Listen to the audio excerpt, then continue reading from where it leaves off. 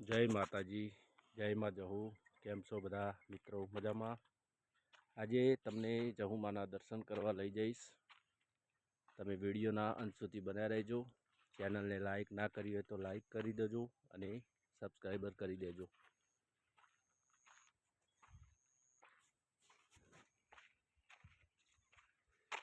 આ છે જહુમાના મંદિર બાજુ જવાનો રસ્તો. આ બાજુમાં આજુબાજુ ખેતરો પણ આવેલા છે, તમે જોઈ શકો છો. સરસ મજાનું વ્યૂ છે, કુદરતી નેચરલ.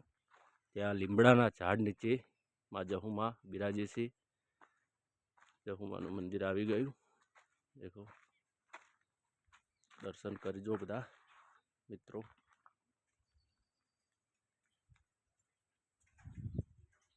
જહુમાના દર્શન કરાવી દઉં તમને. જય માં જહુ. હમણાં જ મંદિર બનાવ્યું છે નવું. જહુમાના દર્શન કરી લો બધા. તમારી મનોકામના પૂરી થાય એવા જહુમાના આશીર્વાદ છે. તાર્યા કામ કરે છે માં. દિલથી એકવાર પગે લાગી જો, તમારા કામ થઈ જશે.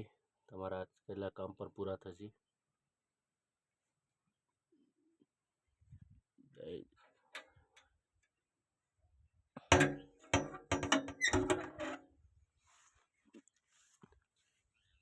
હવે તમને નજારો બતાવું છું.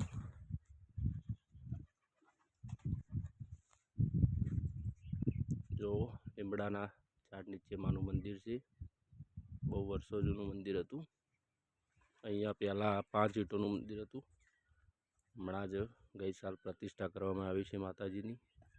તમે જોઈ શકો છો, બેનર પણ લગાવ્યું છે માતાજીનો.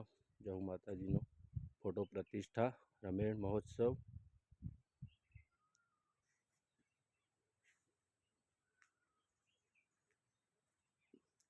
બાજુમાં કૂવો પણ છે, જોઈ શકો છો તમે. કૂવામાં કબૂતર પણ આવ્યું. કબૂતર રહેશે. જો મસ્ત મજાનો નજારો. આજુબાજુ ખેતરો છે, ડળી છે.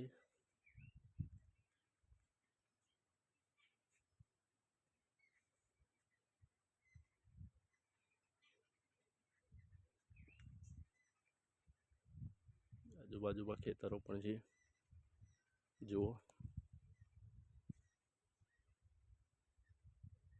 ત્યાં પણ મજૂર કામ કરે છે ખેતરમાં. આ બાજુમાં અમારા ખેતરનો રસ્તો છે. આ બાજુમાં રઈનો પાક ઊભો છે, જોઈ શકો છો. કેટલો મસ્ત નજારો છે. એકવાર જરૂર મુલાકાત લેજો. કોમેન્ટ કરજો સારો લાગે તો વિડીયો. જો બહુ મસ્ત નજારો છે. જો બાજુમાં વડગુંદાનું ઝાડ છે. અહીંયા ગુંદા પણ મસ્ત આવે છે, ખાવાની જોર મજા આવે છે. ઉનાળામાં બહુ ઠંડક અહીંયા લાગે છે. એકવાર બેસશો તો આનંદ આવી જશે. લીમડો પણ બહુ વર્ષો જૂનો છે. અહીંયા મંદિર હતું લીમડાના ઝાડની જોડે જ. 5 ઈંટોનું મંદિર હતું.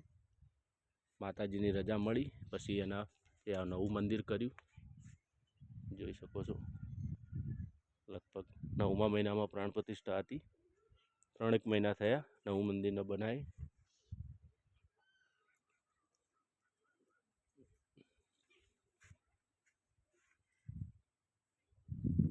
અહીંયા ઝાડ ઉપર પાંદડાઓ બહુ આવે છે, એના કારણે થોડું થઈ જાય છે. સાફ તો દરરોજ કરીએ છીએ, પણ દેખો તમે ઘણી બધી ગંદકી કરે છે. એટલે હવે જો માતાજીની રજા થઈ જશે થોડા દિવસોમાં, તો અહીંયા જોઈ શકો છો શેડ નાખી દઈશું. આ પીંપળો કાઢવાનો હતો, પણ માતાજી એવું કીધું કે પીંપળો ના કઢાય, એટલે એની વિધિ કરીને એને કાઢશું. પછી અહીંયા મસ્ત મજાનો શેડ નાખી દઈશું. એટલે કોઈ જાતની અહીંયા માતાજીના મંદિર આગળ ઓટલા પર કોઈ ગંદકી થાય નહીં. હાલ શું વાતાવરણ એવું છે એટલે પત્તા બહુ ગરે છે પાનખર ઋતુમાં, એના કારણે.